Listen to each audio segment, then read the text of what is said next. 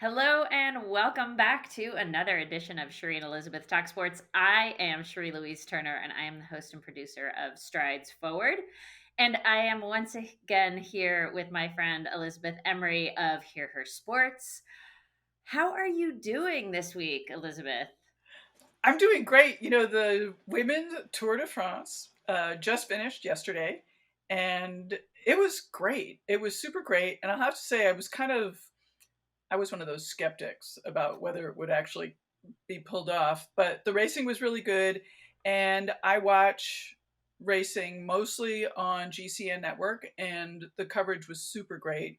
It Yeah. was led by Orla Chenoweth, who is just an absolute superstar and such a pro at her job, and with her was Danny Rowe and Danny Christmas, both of whom have raced in the past, and they've been doing a lot of commentary. So they were really great. And they were joined by Adam Blythe, who I was actually hoping would be on the women's tour commentary team because he has shown himself to be just so interested in women's racing and so knowledgeable about women's racing. And I just really like that there was a man on the team who could talk about women's racing and be excited about women's racing. And I think that GCN did a really good job about being, you know, very strategic in how they did the commentary. And so I think it was strategic that they had Adam Blythe, the man, on the commentary team. I think it was also very strategic that they spent a lot of time talking about how exciting the racing was. It was exciting, so it was easy for them to do that. But I think they very purposely wanted to point out how exciting it was so that, people would be excited. They would want to continue to watch. They would put on pressure for these races to be continued. Uh, the tour is being sponsored this year by Zwift, and they have a 4-year commitment, which is really Thank goodness. awesome. I know, Yeah. thank goodness. So that, there isn't this pressure to, like, it was so successful. Now we have to convince everybody to do it again. It's already in place that it will be done again. Yeah. So that is super exciting. And I also like that Adam Blythe and Orla were doing the commentary because they also did the commentary of the men's. So it seemed like it was a really seamless transition, and they were able to, comment in the same way that they were doing for the men, for the women. So it didn't seem like there were two separate commentary teams and sort of two separate ways of doing things. It was all one, which I think also, again, they were being really strategic about it. Adam Blythe, yesterday when they were sort of doing the wrap up. So before, let me just go back, because before and after each race, you could watch these sort of, you know, preliminary and sort of post discussions, and that was also available in the Rennes race. You could also not watch that, of course, but so in the post race after the final race commentary, Adam Blythe ended up saying, like, if people aren't excited about this and it doesn't generate further excitement, we're not doing our jobs. So again, I think that they were very purposefully talking about the things that they were. And I think the reason that they were doing that is as exciting as the women's Tour de France, and I will say it the way they do, the women's Tour de France avec Zwift, Zwift, there were some problems. For me, there were some problems. For example, it's only 8 days, and uh, it's possible that the women's tour is not ready. Sort of the peloton is not ready for 21 days, but I think they're ready for more than 8 days. Right. I would also say that I just had some questions about the courses that they picked and sort of the layout that they picked. And so, it will be interesting to see what they decide to do, not what GCN decides to do, but what the organizers decide to do next year, like how many stages it will be, how will it be coordinated with the men's race. There are a lot of questions still. And I think what the GCN commentators did was they didn't criticize, but they did ask a lot of questions. And I thought all of it was just, what they did was just absolutely fantastic. So I'm on quite a high about all of that. And also the future. And they seemed really excited about the future too. Well, and the first thing that all of your commentary makes me think of is that they want this to succeed. Of course, That they were yes. doing all they could to help it succeed, Yeah, and that is it just makes my heart happy, yeah. that they came to it with enthusiasm and like you said, like this deep knowledge, and they were really wanting to make this successful. And I don't think we see quite enough of that, but when we do, it makes such a huge, huge difference. And I did see some commentary from Orla today on Twitter just about how like she was so happy, you know.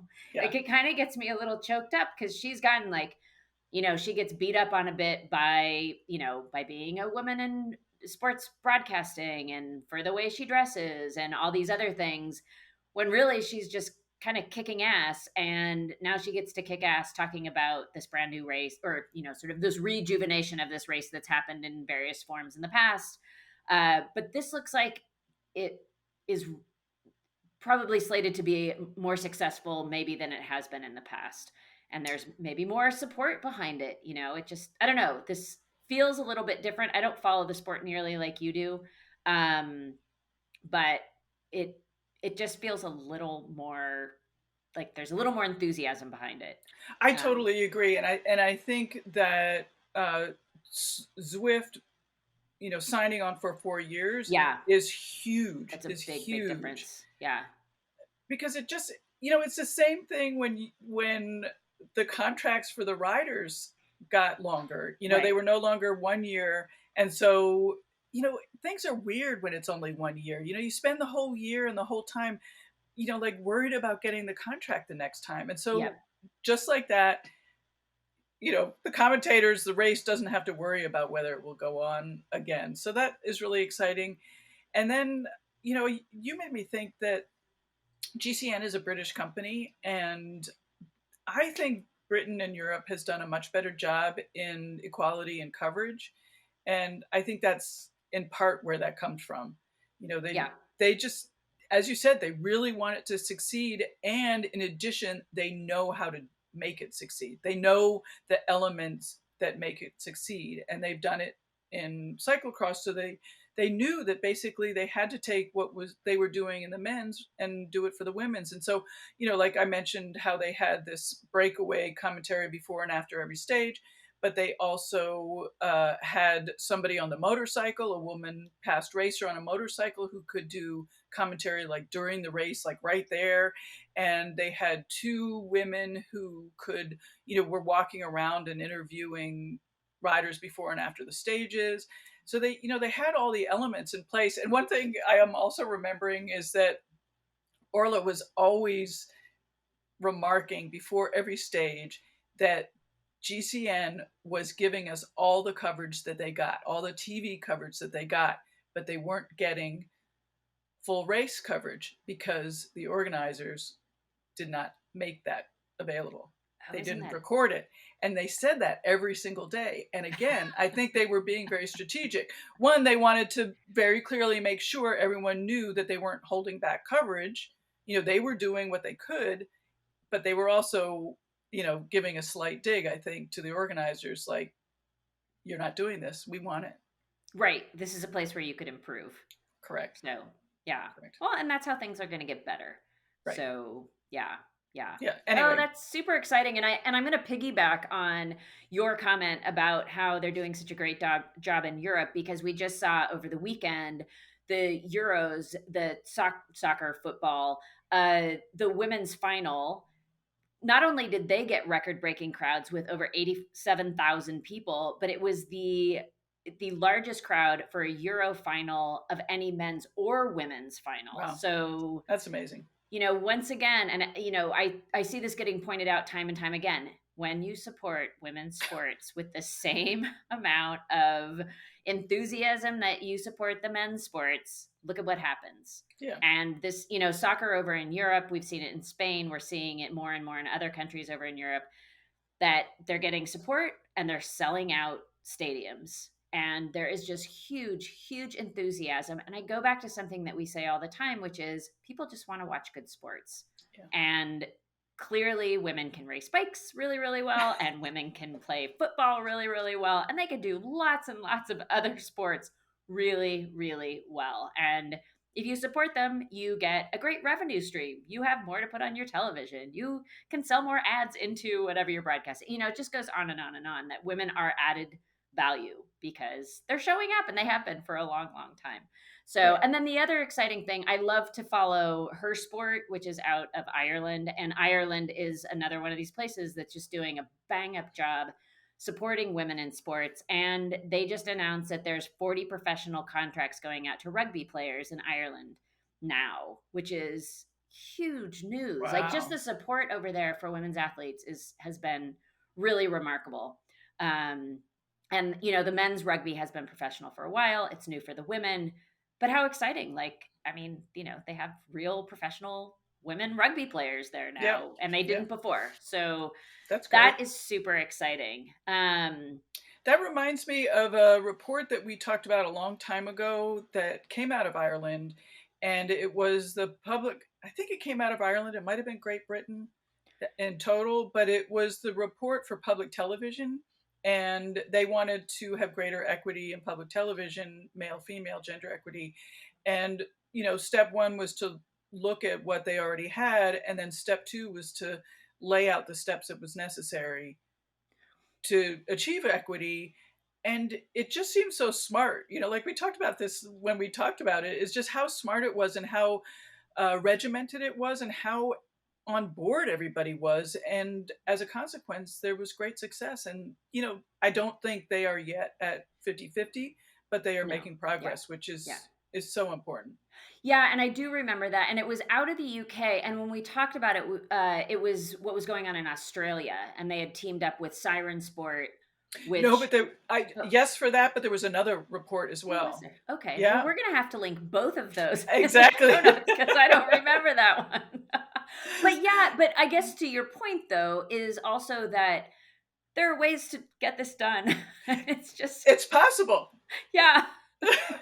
And when you have like the enthusiasm and we already have the talent, it's just like give them the support and Right. then have the reporters behind that are gonna make everybody excited about watching these sports because they're exciting to see. But if you have crappy commentary, even good athletes cannot overcome bad commentary and bad coverage. Right. So, or lack of obviously lack of coverage, no one even knows it's happening. Yeah. So. And I should add about the Women's Tour de France is it seemed to me that there was some concern whether fans would show up. In advance, they were like, like I could sort of imagine all the, like everybody involved going, oh gosh, I hope everybody shows up to watch. Please, please show up, show up.